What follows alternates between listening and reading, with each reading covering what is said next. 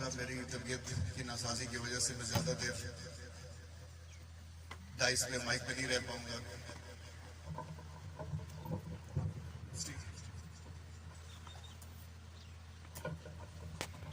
لیکن اتنا ضرور کہنا چاہوں گا کہ انسان جب بھی کوئی کام کرتا ہے اس کے پیچھے کوئی نہ کوئی سوچ، فکر، کوئی ذریعہ، ریزن، کوئی چیز ہوتی ہے جس کی وجہ سے وہ کوئی کام کرتا چلا جاتا ہے. اور ہمارے پاس اس ادارے کو چلانے کی ایک سے زیادہ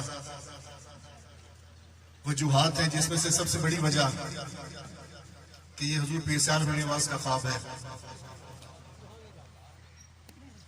اور پھر میرے اور آپ کے حضور شیخ الاسلام بڑی نواز نے اس کی بنیاد رکھی.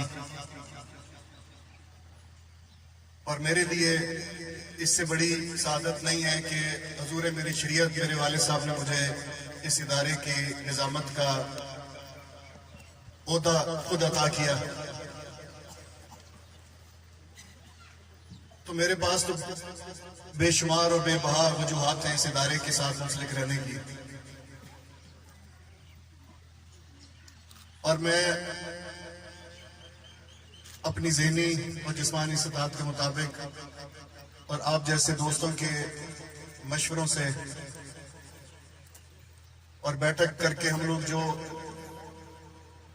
جس نتیجے پہ پہنچتے ہیں ہم اس کو آگے چلانے کی اسی طرح کوشش کرتے ہیں.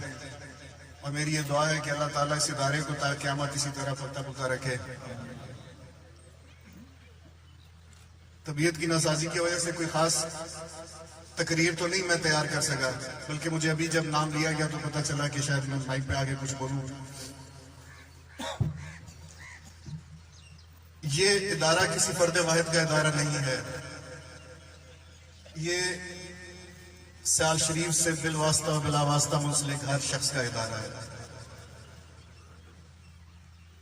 اور میں اکثر یہ جگہ پہ پہلے بھی کہتا چلا آیا ہوں کہ پہلے میرا شوق تھا اس ادارے کو پلتا پھولتا دیکھنے کا، اب ہماری ضد ہے.